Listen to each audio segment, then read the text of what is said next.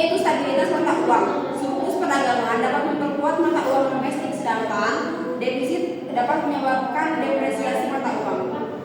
Selanjutnya yaitu komponen neraca perdagangan.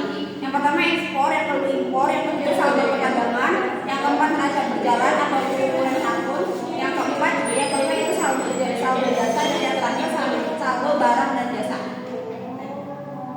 Selanjutnya ada fungsi neraca perdagangan. Yang pertama mengukur keseimbangan perdagangan, yang kedua mengidentifikasi kompetitivitas ekonomi, yang ketiga mengukur kinerja ekonomi, yang keempat menyediakan informasi untuk kebijakan ekonomi, yang kelima menginformasikan keputusan bisnis.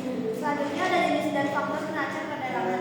Jenis neraca perdagangan yang pertama satu neraca perdagangan surplus, yang kedua neraca perdagangan defisit, yang ketiga neraca perdagangan seimbang. Selanjutnya ada faktor-faktor neraca perdagangan. Yang pertama pertumbuhan ekonomi dan pendapatan, yang kedua nilai tukar, yang ketiga daya saing produk. Selanjutnya ada kinerja neraca perdagangan di Indonesia.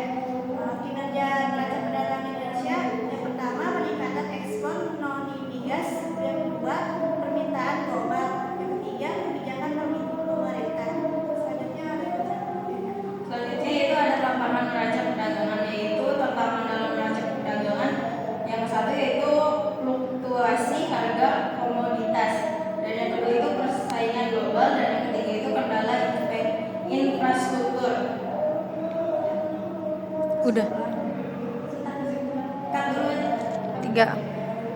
Selanjutnya yaitu kesimpulan. Neraca perdagangan merupakan indikator penting dalam menilai kesehatan ekonomi suatu negara. Kinerja positif neraca perdagangan Indonesia selama beberapa tahun terakhir menunjukkan potensi besar bagi pertumbuhan ekonomi nasional.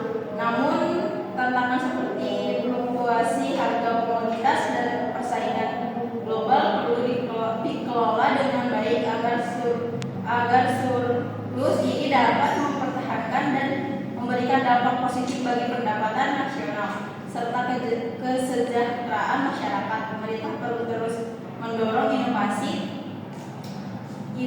investasi infrastruktur, dan kebijakan pro ekspor untuk memastikan berkelanjutan pertumbuhan ini.